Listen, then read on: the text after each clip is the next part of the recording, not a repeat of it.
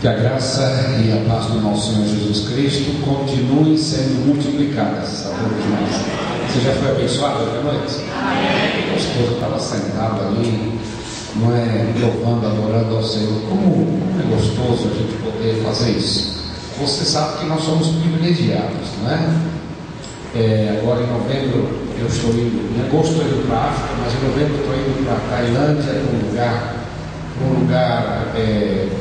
onde haverá um congresso de igrejas em células, mas nós vamos estar nos reunindo num lugar muçulmano, num lugar bem fechado, e a gente vai estar recebendo irmãos do Irã, recebendo irmãos da Turquia e de outros lugares, e eu tenho acompanhado esse movimento nesses países proibidos, como a gente chama, já há 20 anos, e muitos irmãos perderam as suas vidas. Sabe quantas pessoas morreram como mártires cristãos?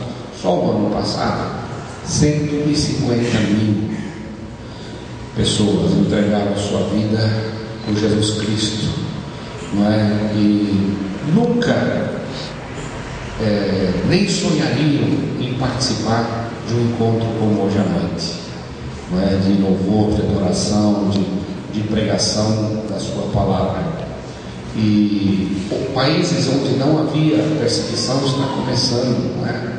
A própria Costa do Marfim, a Nigéria, países onde os radicais estão se organizando para poder contrapor aos cristãos, para matar os cristãos. Então, eu e você deveríamos ser agradecidos, amém? Por poder estar sentados confortavelmente, aquela porta aberta.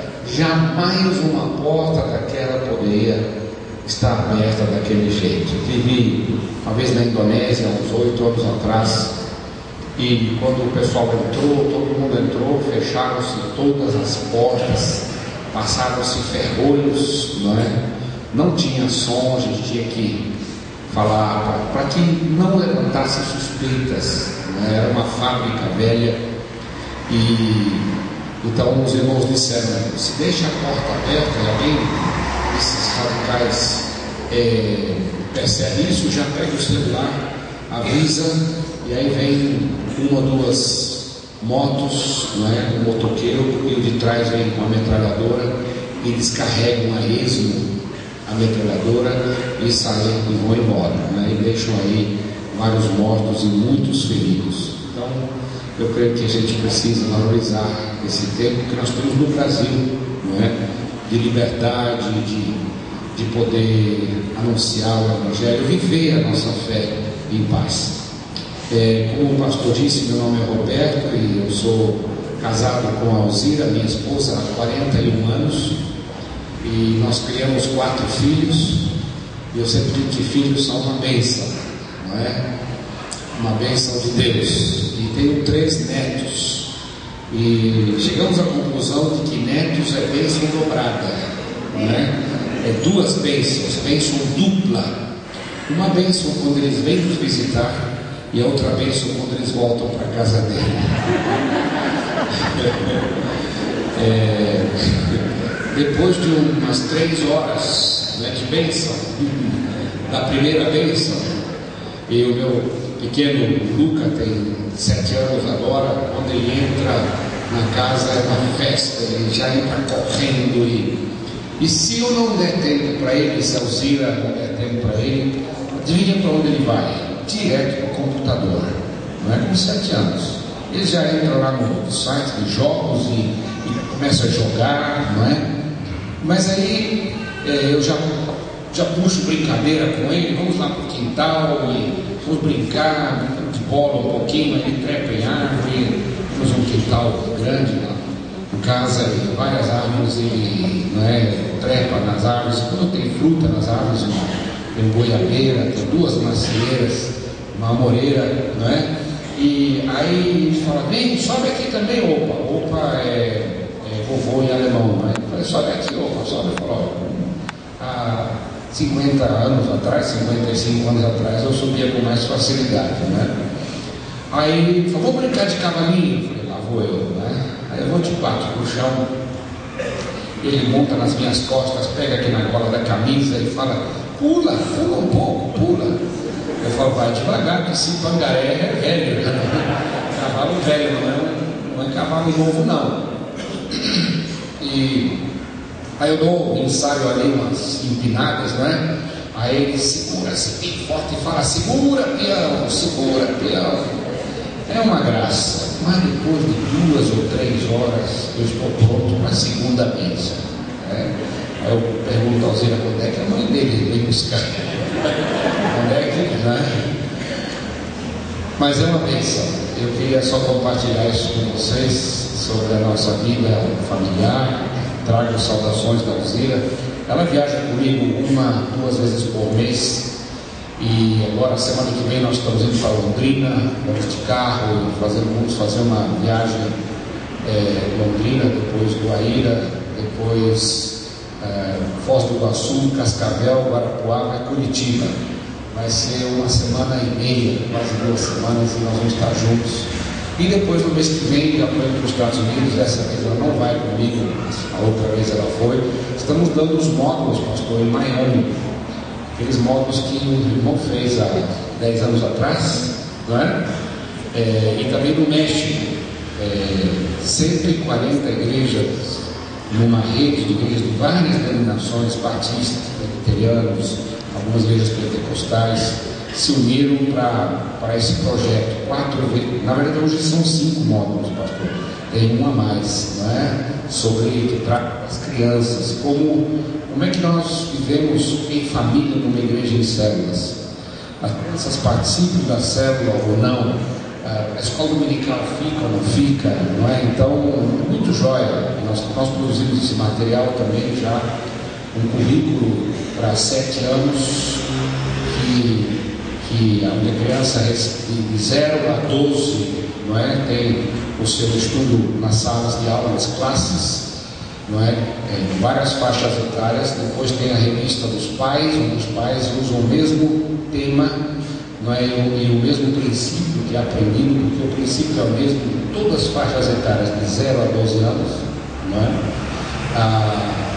No momento do lar, a gente não chama de culto doméstico para aliviar um pouquinho, não é? A coisa de culto.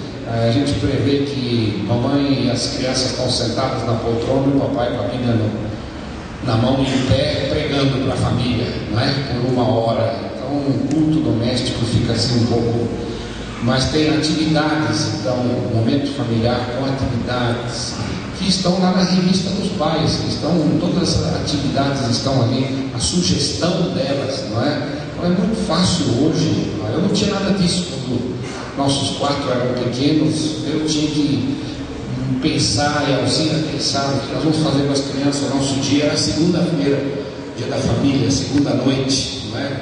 Hoje você tem a revista dos pais, que custa, se não me engano, R$4 para 4 meses. É R$1 por mês, imagina só, não é? E depois você tem a revista das células, onde as crianças, no momento da edificação, vão para um outro ambiente, em rodízio com os pais, não é? E tem sido uma bênção para muitas igrejas no Brasil.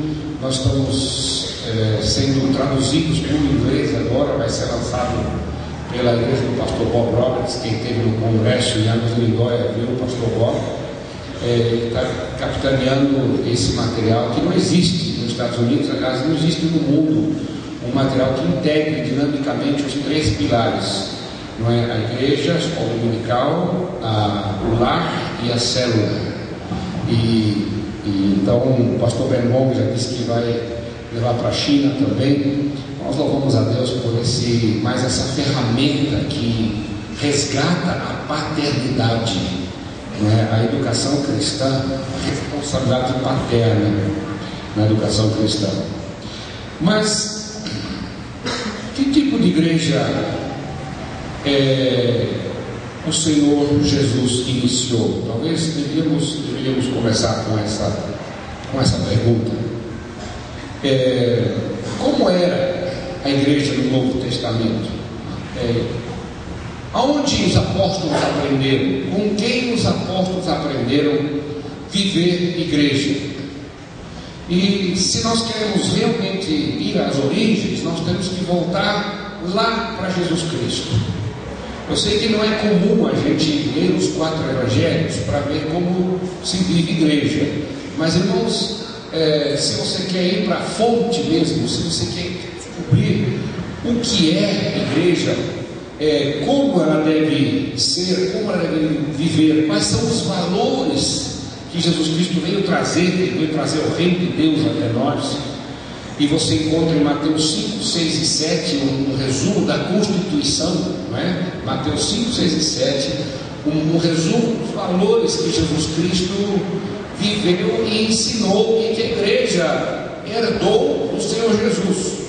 Os apóstolos aprenderam a viver a igreja com Jesus Cristo enquanto foram discípulos. Enquanto foram discípulos, 3 anos foi o seminário de treinamento deles, a escola de formação de líderes, não é? E a pergunta então vem: como era essa escola de treinamento de líderes? Como era essa escola de treinamento ministerial? Qual era o local que ela funcionava? Ela tinha nome? Quais eram as disciplinas, as matérias que eles estudaram? E você vai descobrir que a escola existia na rua e nas casas. Onde é que Jesus treinou os seus discípulos, os seus líderes? Na rua. Onde é que ele viveu comunidade com as pessoas? Onde é que ele se encontrava com as pessoas? Na rua e nas casas. Na rua e nas casas, não é? Onde é que ele curou os enfermos? Onde é que ele se encontrou com os pecadores? Onde é que estavam os pecadores? Tinha prédio onde os pecadores se reuniam? Não tinha. Na rua, nas casas. Onde é que ele encontrou os paralíticos, os cegos para serem curados, os leprosos? Na rua e nas casas. Vocês estão entendendo? Onde é que ele ensinava a boa notícia do reino? Na rua e nas casas. Ele não usou a estrutura do templo, usou a sinagoga enquanto deixavam ele ensinar na sinagoga. A sinagoga era um salão, não é? Onde várias famílias se reuniam, várias pessoas se reuniam para conversar, para ler nas escrituras, comentar, como ele fez em Nazaré, quando ele entrou na sinagoga logo depois. Nada entre mortos e feridos, salvaram-se todos, viu? Não aconteceu nada. Então em Nazaré, quando ele voltou do deserto, depois de ser tentado, foi para Nazaré e entrou na sinagoga e abriu o profeta Isaías capítulo 61 e leu: o Espírito do Senhor está sobre mim, né? Ele me ungiu para trazer liberdade aos presos, liberdade aos cativos, abrir olhos aos cegos, pregar o evangelho a boa notícia do reino aos pobres e dizer: chegou a hora da salvação. Então a sinagoga era um local onde leigos podiam falar, como Jesus. No templo, Jesus não podia abrir a boca não, porque ele não era levita, não era da tribo de Levi. E aliás, o templo já ia terminar mesmo. O tempo do templo acabou. Jesus Cristo encerrou esse período do tempo do Velho Testamento, não é? E com ele começa um novo tempo, uma nova era. Nada a ver com o movimento nova era de hoje, viu, gente? Mas começa um novo período na história, onde encerra-se a velha aliança e começa a nova aliança. E Jesus começou andando por todas as cidades, povoados. Nós acabamos de cantar. Eu queria que você abrisse a sua Bíblia lá em Mateus capítulo 9. E nós vamos rapidamente dar uma olhadinha de como Jesus fazia, qual era o comportamento de Jesus.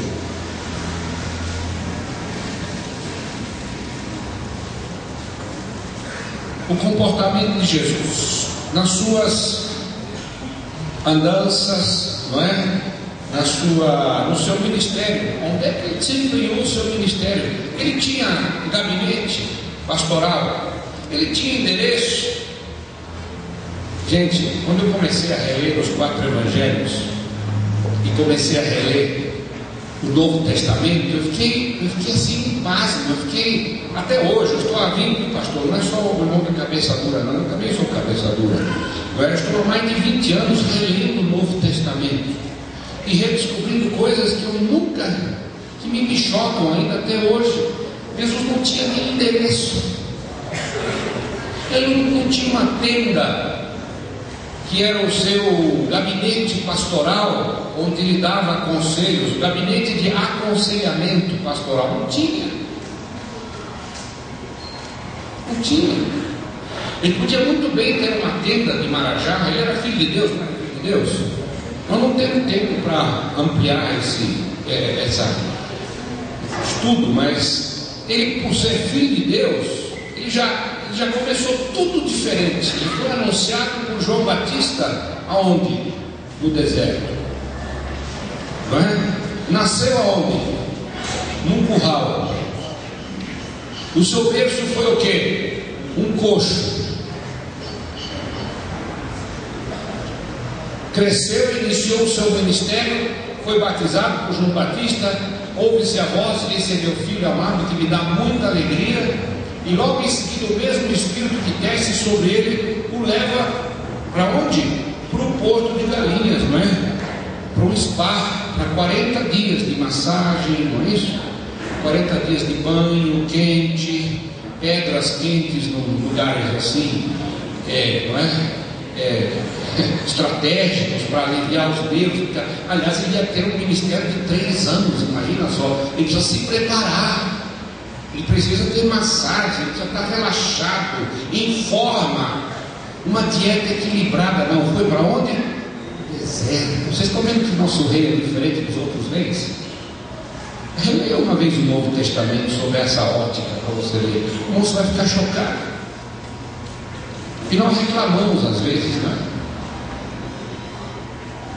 Ele era filho de Deus, ele podia ter, além do mais, a grande regalia de ter uma tenda como aquelas dos Marajás, uma tenda enorme com dunas, não é? Para proteger do calor, e com o terceiro teto um teto de seda com desenhos persas, não é?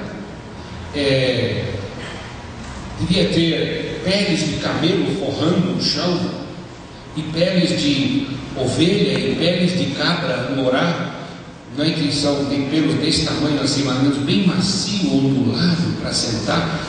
2 servos abanando aquelas plumas de pavão assim, para fazer o papel desses 2 ventiladores aqui, não é? Para movimentar o ar. E uma placa lá fora na tenda: Filho de Deus, atende aqui. Das 9 da manhã às 11h30, para não estressar, né? É filho de Deus. E das 2h30 para ter um bom período de descanso depois do almoço, até às 4, para não, né? Até parece Brasília, desculpa, alguns marajás têm essa regalia, né? Filho de Deus, ele não andava com crachá. Filho de Deus, me respeite, curve-se, beija minha mão aqui.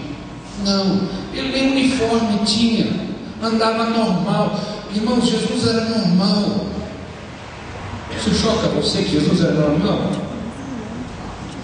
Ele era tão normal que depois de 3 anos andando por toda a Palestina, bem conhecido, para prendê-lo, não é?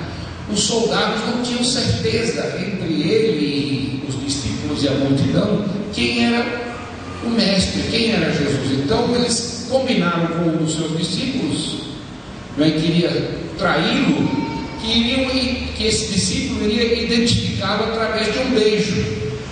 E aquele que fosse beijado, que recebesse o beijo, seria preso. É ele. De tão normal que Jesus era. Vocês concordam comigo? Não andava de uniforme especial, não é? Não tinha crachá, falava a linguagem do povo. Ele não tinha uma língua erudita, mais santa do que as outras, não é? Ele era amigo dos pecadores. Quem eram os amigos de Jesus? Quem eram os amigos de Jesus? Os pecadores. Os pecadores. Quem são amigos dos crentes hoje? Os crentes. Quem é amigo dos pastores hoje? Quem que está sendo amigo dos pastores hoje? Os crentes.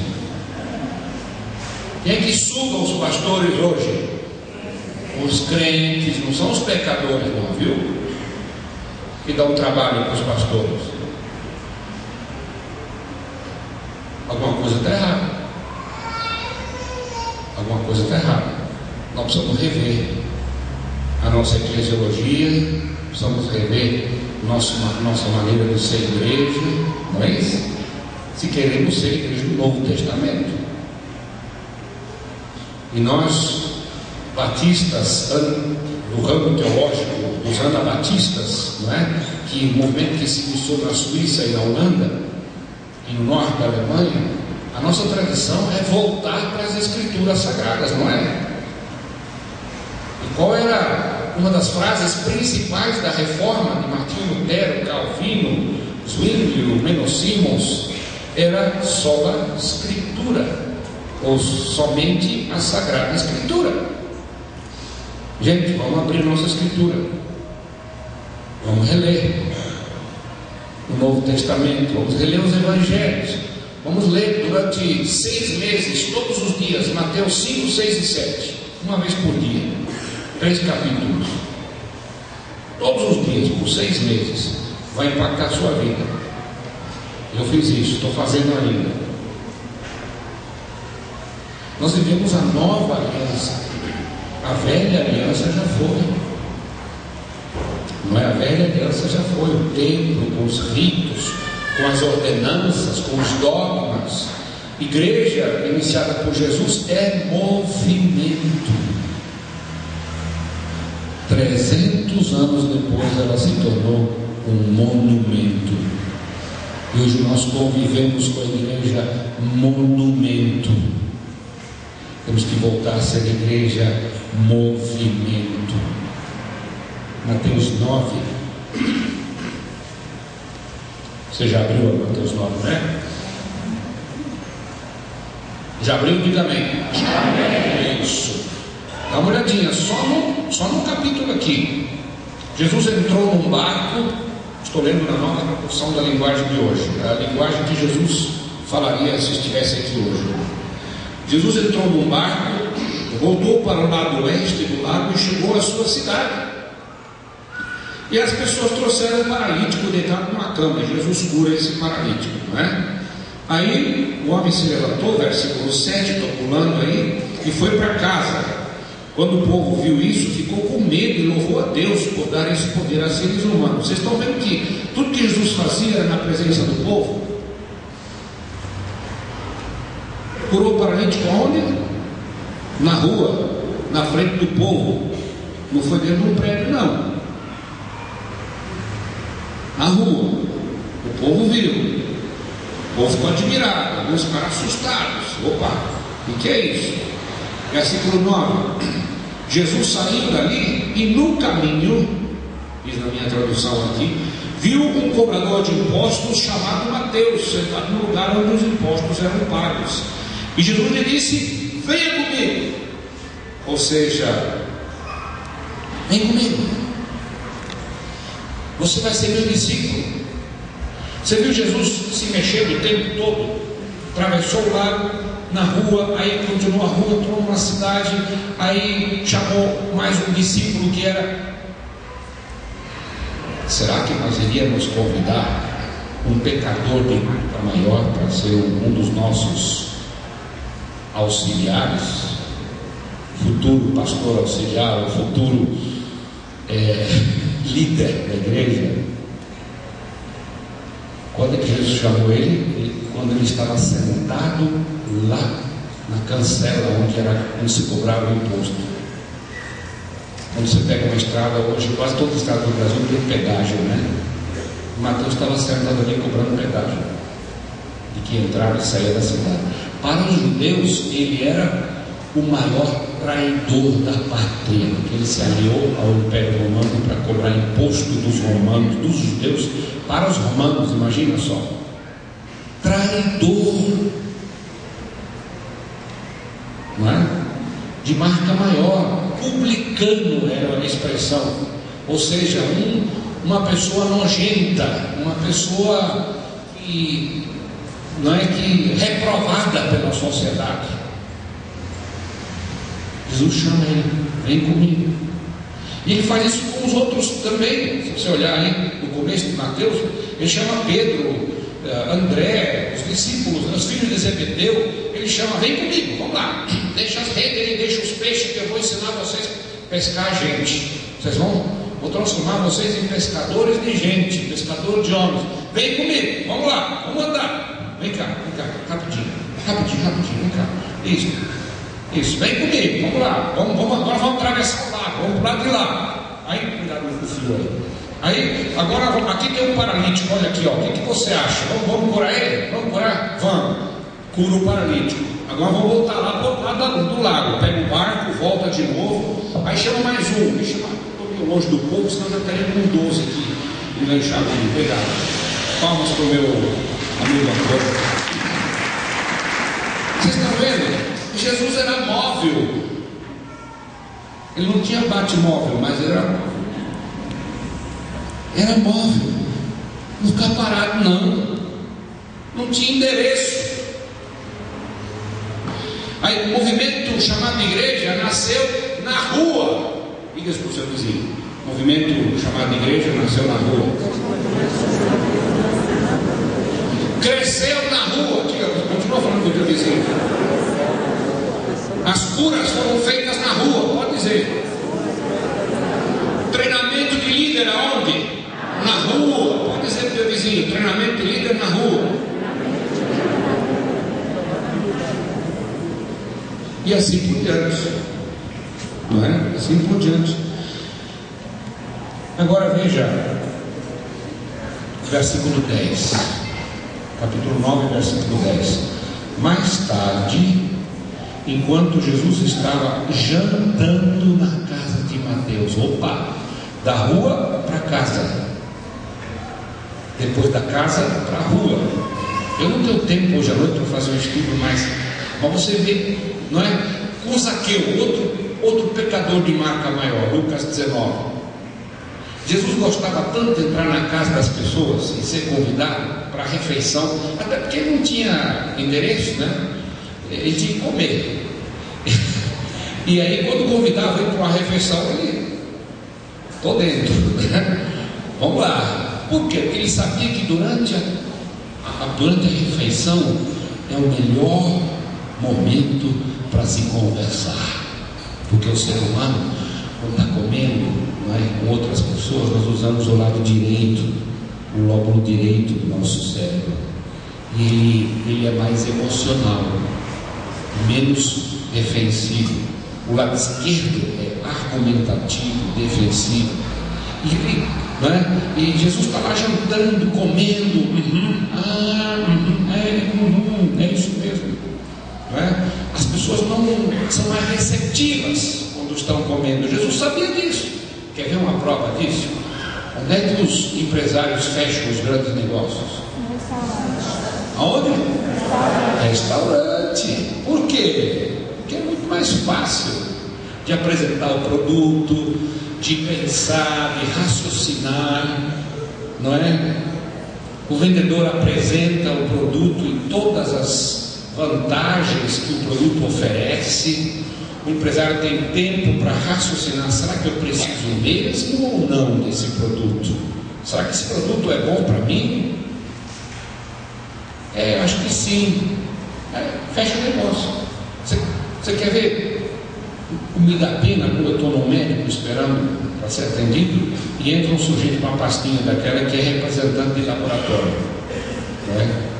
E aí fala com a secretária olha assim, faz assim, não sei se vai poder atender hoje, mas então espera aí. Eu imagino, aí o cabra entra, eu imagino que 10 minutos, nem isso, 5 minutos ele sai. Eu imagino que o médico tenha dito mais ou menos assim: ó, o que você tem aí? Vamos logo, eu estou atrasado com as minhas consultas, né? Agora imagina se o representante do laboratório pudesse sentar, almoçar com o médico, né? Diz: olha, esse remédio faz isso no paciente, ele ataca a doença dessa forma, tem essa vantagem, as pesquisas sobre esse remédio mostraram isso. Vocês estão entendendo? Agora, sob pressão, o médico está usando o lado esquerdo, não está usando o lado direito do cérebro, não. Ele está já olhando o relógio, está pensando nos outros que estão lá esperando, murmurando que ele está atrasado, reclamando que está atrasado. Normalmente o médico atrasa mesmo. Jesus ele sabia, ele tinha todo o tempo da terra, só 3 anos. Só 3 anos, viu, gente? Gastou tempo com as pessoas, da rua para as casas. E olha, o Zaqueu foi até gozado. Por que foi gozado com o Zaqueu? Porque ele não esperou o Zaqueu convidar, esperou. Zaqueu, desce logo daí, eu vou com você para onde? Churrascaria Boi Gordo? Almoçar com você? Vou jantar com você? Vou com você para onde? Para sua casa. O termo no Novo Testamento é oikos no grego, ou seja, as pessoas do seu relacionamento. Dá uma olhadinha aqui, capítulo 9, versículo 10. Mais tarde, quando Jesus estava jantando na casa de Mateus, muitos cobradores de impostos e outras pessoas de má fama, né, leia-se pecadores, chegaram e sentaram-se à mesa com Jesus e seus discípulos. Ou seja, Jesus sabia que a casa tem essa vantagem: os amigos vêm para a sua casa se você convidar. Convidaram-os para entrar aqui nesse salão, a maioria deles nem morto. Talvez morto sim, carregado por 4 pessoas, né, na horizontal, dentro de um caixão. Talvez aí sim. Mas na casa não tem resistência, tem? Não tem resistência. A casa é um local aberto, um local de convívio, um local de inclusão. Não é um local exclusivo ou de exclusão, mas de inclusão, de recepção, principalmente para os amigos, os conhecidos da casa. Eu tenho amigos que não precisam telefonar para mim, não. Eles podem chegar a qualquer hora. Está entendendo? E Mateus tinha esses amigos estavam lá sentados, junto com Jesus. Essa era a estratégia de Jesus. Na rua, nas casas. Na rua, nas casas, não é? E aí ele tem uma conversa com os fariseus, com o discípulo de João Batista. Eu não posso entrar nessa conversa, mas pular para o 35, versículo 35. Na verdade, você vê, depois que ele saiu da casa de Mateus, saiu da casa de Mateus, no versículo 18, antes de chegar lá no fim, 18, quando Jesus estava falando ao povo, um chefe religioso chegou perto dele. Está ele de novo falando com o povo. Vocês estão vendo no versículo 18? Da rua, chama Mateus, casa de Mateus, volta para a rua e fala com o povo. Está no meio do povo de novo, novamente. Como diz o povo, novamente de novo. Não é?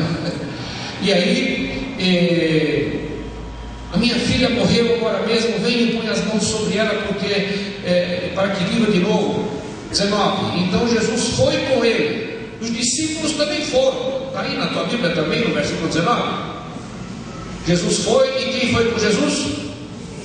Os discípulos, gente, os discípulos estavam sempre com o mestre. Por quê?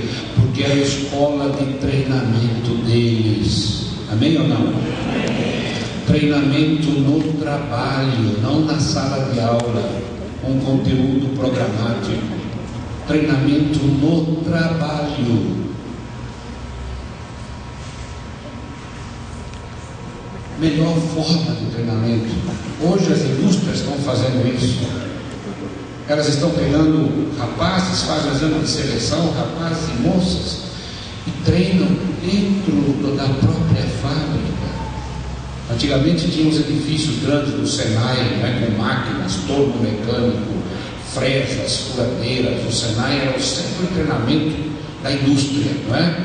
Hoje os Senais estão dentro das próprias fábricas. Dentro das próprias fábricas. Se forma, não é, o profissional no trabalho. Não tem coisa melhor para formar alguém, não é, que no trabalho, fazendo as coisas.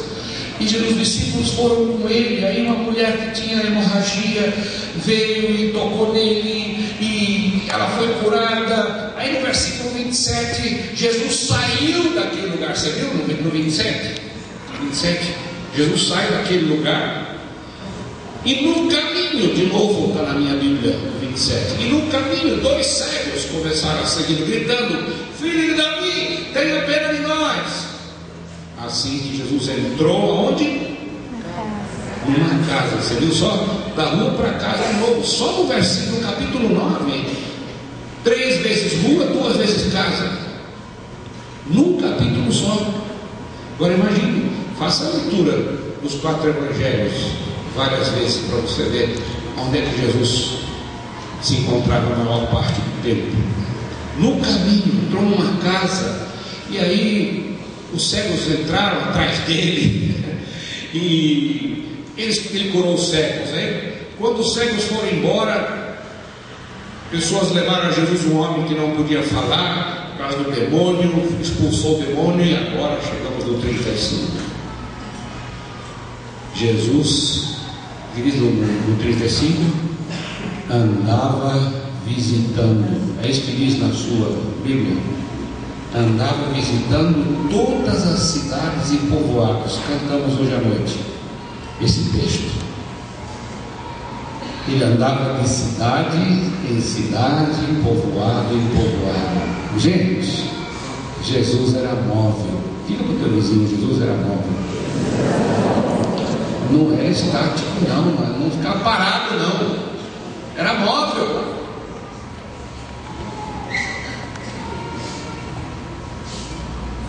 Ele ensinava nas sinagogas, anunciava boa notícia sobre o reino, curava todo tipo de enfermidade e doenças graves das pessoas. 36. Quando Jesus viu a multidão, ficou com muita pena daquela gente, porque eles estavam aflitos e abandonados como ovelhas sem pastor. Você já viu? Jesus, ele andava na rua, ele conhecia qual era a situação das cidades e dos povoados. Não precisava pesquisa do Ibope, viu? Não precisava IBGE. Tantas residências, não é, com mães solteiras, tantos pobres, tantos sem casa, tantos. Ele mesmo ia verificar em loco, ou seja, no local. Não precisava nem de jornal nacional para dizer para ele, não é? Nem Folha de São Paulo, aqui é Estado de Minas, como é que chama o Estado de Minas? Não é? Não precisava de jornal, nada. Ele ia na rua, ele sabia o que estava acontecendo. E quando viu a multidão, o coração dele doeu. Ai, como esse povo está aflito e abandonado, como ovelha sem pastor.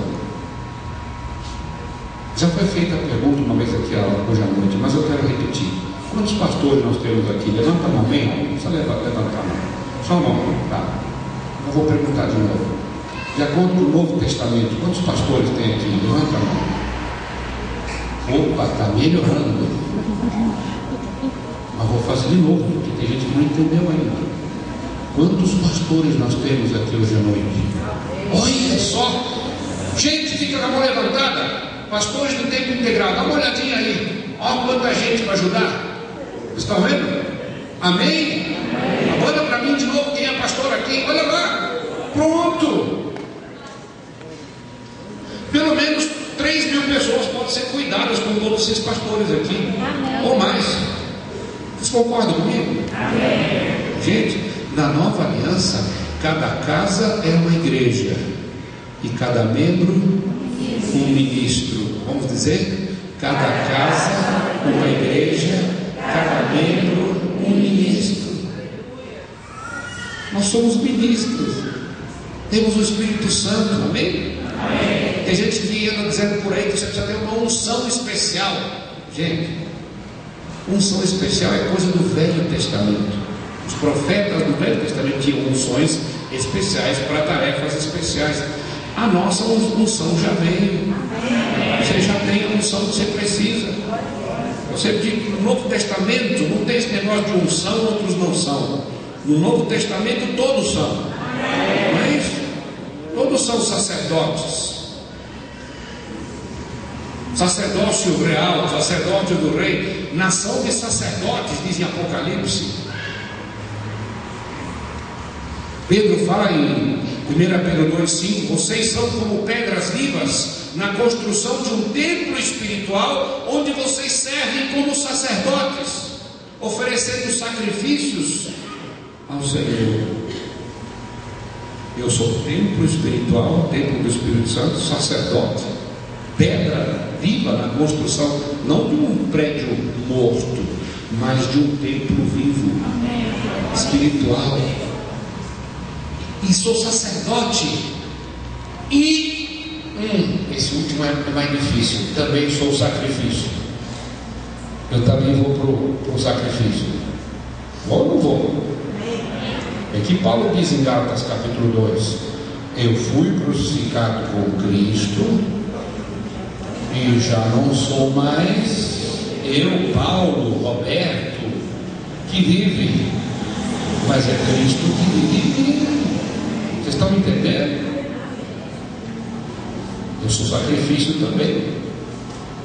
Eu preciso ir para a cruz, preciso morrer. O meu ego precisa morrer, para que ele possa viver. Amém? Amém? Somos os seus pés andando por toda parte. Somos suas mãos curando e abençoando. Acho que vai cantar no fim mais uma vez depois, né? Somos seus olhos à procura dos aflitos. Não é isso? Somos sua boca anunciando o quê? O reino de Deus chegou. Está aí. E o reino de Deus é diferente do reino das trevas. Tem outros valores. Não tenho tempo hoje à noite para entrar em detalhes. Mas leia Mateus 5, 6 e 7. Por 6 meses, todos os dias.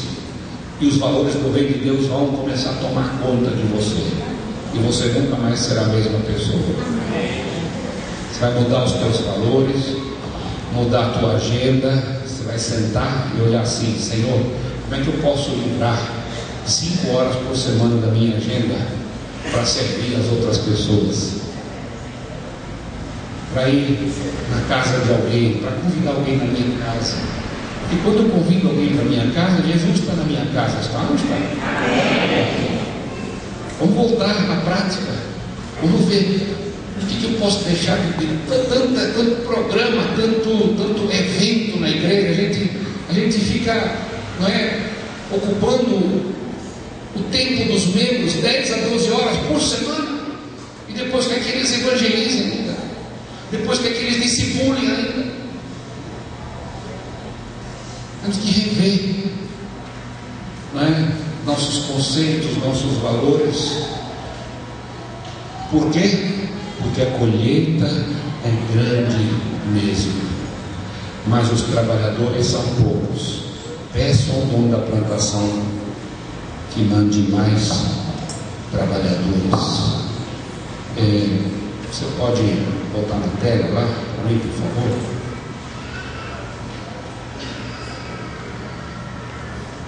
Isso, já vai alcançar, já vai decifrar.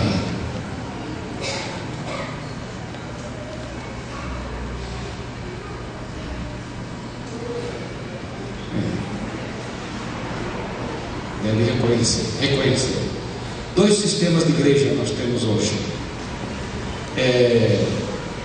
Tudo começou com Jesus. Eu fiz assim um pequeno, olha, um tira-gosto, viu? Eu podia entrar em Atos dos Apóstolos, então, e ver as casas, no Novo Testamento também, as casas onde Jesus entrou, na casa de Cornélio, primeira casa de não judeus. Cornélio manda chamar Pedro, lá em Jope, e quando Pedro entra na casa, está lá os amigos, não é? E os parentes e os amigos mais íntimos de Cornélio. Todos os relacionamentos de Cornélio estão lá, todos eles se convertem. Rua e casa. Temos a igreja de programas que nós herdamos do imperador Constantino no século III. O que é que no século IV, aliás, 313, Constantino, junto com o édito, com os bispos, assinaram o édito dos bispos, tornando a igreja, a igreja movimento iniciado por Jesus, como religião oficial do Império Romano. E aí que a igreja desviou-se e deixou de ser movimento e se tornou um monumento. Constantino trouxe de volta os templos, os prédios, a igreja auditório, não é? Onde tem o palco, onde ficam os ungidos, não é? Os ministros, tem uma unção especial. Embaixo ficam as cadeiras ou bancos, onde ficam os leigos, aqui fica o clero. Essa distinção entre kleros e laikos não existia. No latim, laikos significa o ignorante, daí vem o nosso termo leigo, o ignorante. E kleros significa o instruído, o iluminado. Então o povo de Deus, que todos eram ministros no começo, todos eram ministros, toda a casa era uma igreja. Agora só quem se reunia no prédio era a igreja, e na plataforma ficavam o clero, o cleros, e o laicato ficava sentado, porque é ignorante, não sabe como se faz, fica sentado, não é? Nós convivemos com esse tipo de igreja até hoje. Então, como é que ela funciona? Ela tem 20% dos seus líderes fiéis, aqueles que carregam o piano junto com o pastor, como te disse, dos melhores líderes mantêm os programas para 80% dos membros, através de programas, ministérios, cultos, não é? Produzindo, esses 20 produzem para os 80% consumirem. Então é um sistema de consumo e distribuição de eventos. Pastor da igreja presbiteriana de Manaus, essa igreja tem 103 anos, lá em Manaus. Pastor José João fez os módulos há uns 12, 13 anos também. E ele diz assim, um jeito nortista, né? Ele diz, hoje estão com 400 células. E ele diz assim, irmãos, aquele jeitinho de sotaque, né? Programas não ajudam nada, eventos também não, porque evento é vento.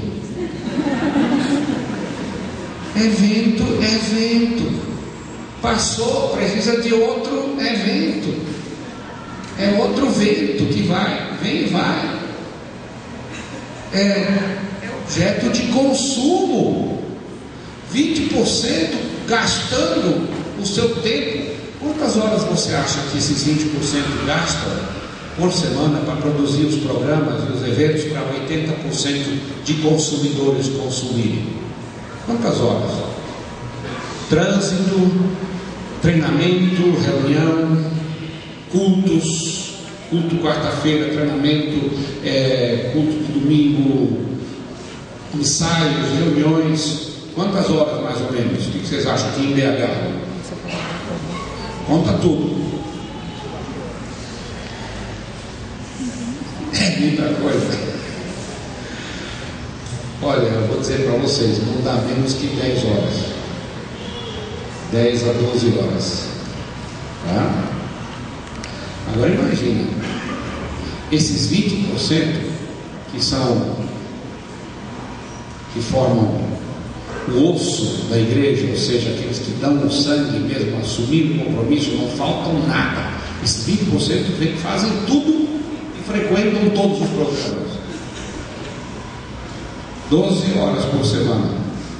Eles têm família, trabalham 8 a 10 horas por dia, mais 1 hora ou 2 de trânsito, o ônibus. Dão para a igreja mais 10 a 12 horas. Quando é que sobra tempo para evangelizar, para fazer aquele churrasquinho com o seu amigo, planejar aquela refeição? Esses 20% não tem tempo de planejar uma refeição com o amigo. Eles estão sempre ocupados, sempre ocupados. Muitas vezes é culto domingo, é escola dominical de manhã, culto domingo de manhã, culto domingo à noite, culto de quarta-feira, reunião de oração, reunião de líder, treinamento de líder, e muitos deles são líderes de célula ainda, imagina, por cima. Meu Deus do céu, me acuda, socorro. Não tem como. Não tem como. Dr. Bill Becker diz que se nós liberássemos esses 20%, liberássemos eles para viver a igreja do Novo Testamento, nós já teríamos terminado a grande comissão. Teríamos terminado a grande tarefa, a grande comissão. Vai ficar mais 2.000 anos, viu, gente? Estamos há 2.000 anos aí. Tentando e tentando. Meu cachorro correndo atrás do rabo. Não sai do lugar.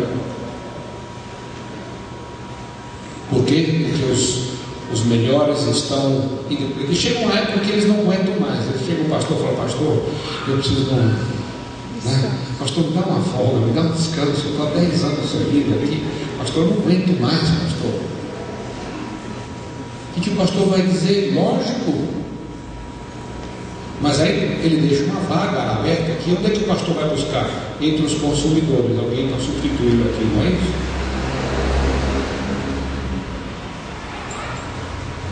Qual é o sistema da igreja do Novo Testamento? A igreja do Novo Testamento, os 20% não carregam nas costas os 80%, não. Os 20%, eles, na verdade, os líderes treinam, equipam os outros 80% para desenvolverem ministérios em e por meio das células e da celebração.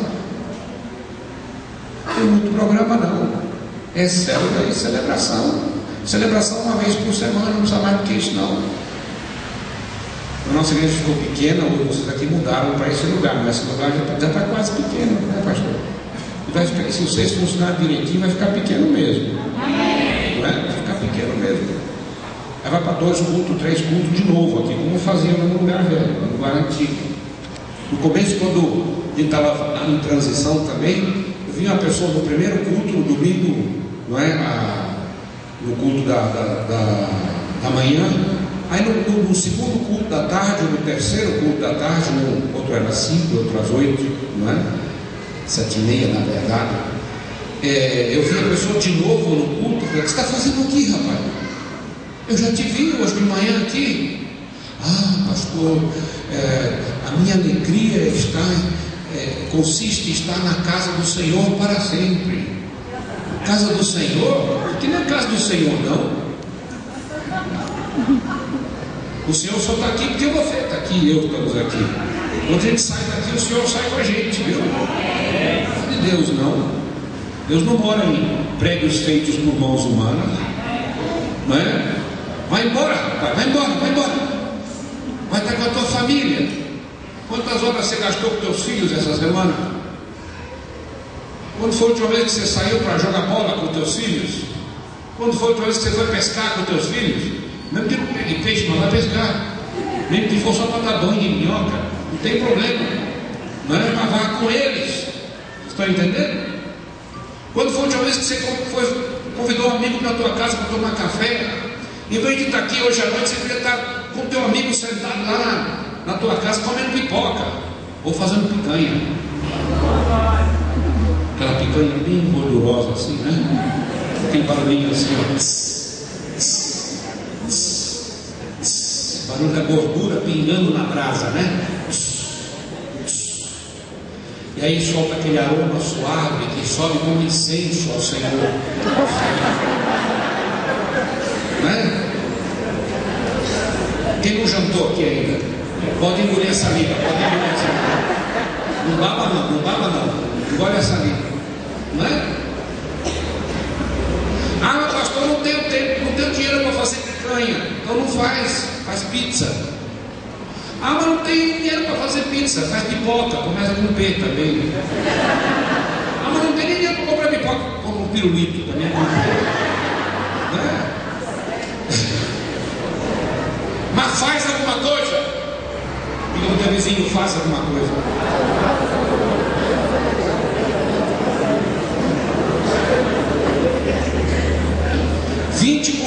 Dos líderes treinam em equipe os outros 80% para desenvolverem ministérios por meio de células. Então esses 20% estão enganjando esses aqui, e todos estão trabalhando, não só os 20%. E é um sistema de quê? De produção e contribuição baseado em relacionamentos, minha gente, relacionamentos. A chave da expansão da igreja do Novo Testamento é relacionamentos. Não são eventos, nem programas, nem cruzadas, nem... Você está entendendo? Quem são as pessoas do seu relacionamento? Viva Jesus no meio deles. Quando você está no meio deles, Jesus está no meio deles. Amém? Dr. Ralph Neighbor diz que quando nós estamos com nossos amigos não crentes, não precisamos nem estar falando de Jesus, mas o Cristo que habita em nós silenciosamente se revela para as pessoas. Amém? Eles percebem, opa, isso é diferente. Sem você convidá-lo para entrar por aquela porta, 75% da população do mundo não vai entrar por uma porta chamada igreja. Aliás, isso aqui não é igreja, isso aqui é um prédio onde a igreja se reúne. Domingo de manhã você pega embaixo do braço, sai para a rua, teu vizinho pergunta: onde é que você vai? O que você fala para ele? Vou para a igreja. Como é que a igreja pode ir à igreja? Você é a igreja. Não vá à igreja, seja a igreja. Seja a igreja. Venha celebrar o Senhor aqui, mas e ouvir o sermão, ouvir o ensinamento, que a espinha dorsal da igreja em células é o sermão, o ensinamento. Por isso que é tão importante as duas coisas, a celebração e a célula, porque na celebração você ouve o sermão, na célula você põe em prática, na célula você pratica.